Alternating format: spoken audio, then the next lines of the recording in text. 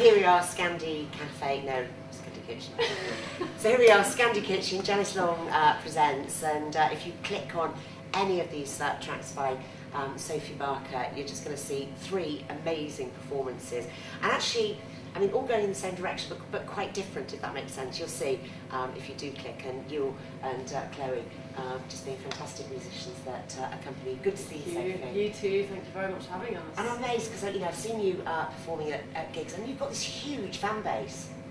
Well, it's slowly getting there. I mean, I suppose I've had quite a few years of different bands to grow a little bit, but I think in the last year it's been great for me to really feel as a solo artist that there are these amazing people out there who are coming along to the gigs and listening to all the music that I do on my own. So I mean, I hope that keeps growing and growing and growing. And we have to say 07, of course. We do.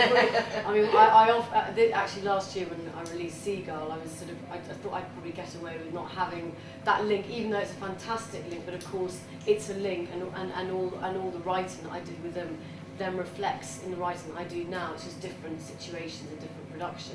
And that was an amazing situation, those many years ago. So when did that conscious decision come about where you said, right, I'm doing it, on my own?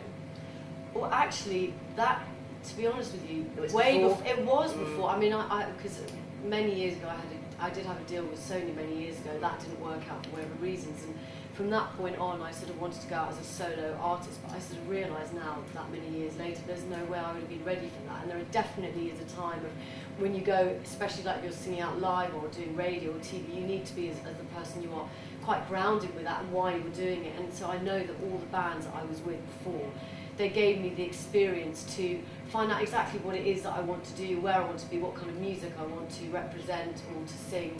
And so I think all of these things had a sort of fated position in my life to where I am now. Well, it's that adage, isn't it? Everything happens for a reason. It does. It certainly does. And I think that's one thing with maturing, is that's the best thing about it, is that your experiences do count for a lot. And then you can approach different situations, especially, I mean, I feel now that I'm the most confident I've ever been with performance. I feel my voice is even stronger. And so that, in a way, is breaking down a lot of barriers as a woman, as growing up and growing older, and with music and all the things that you haven't even experienced yet. But you ooze that confidence. When I see you perform, you're a great person to watch on stage. You've got charisma, you just gravitas, you just grab everybody. And talking about the voice, I mean, I think you've got a great speaking voice. You should be doing radio, but that singing voice as well. When did you realise that you had that voice? I didn't actually know until I was 13 when I decided to move school, and I went to boarding school when I was 13.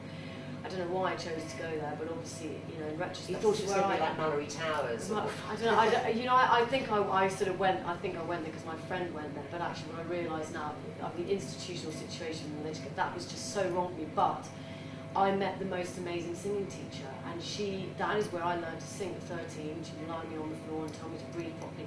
She was originally an opera singer herself, and she gave me so much confidence. And I realised when I was in school that it didn't quite work.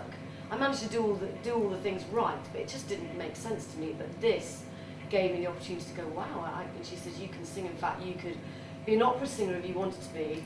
And I actually was just discovering myself at that time. I thought, I don't know where I'm at, so I just declined on that. And I'm really glad I did, because even though it's the most amazing to be an opera singer, it does limit your range.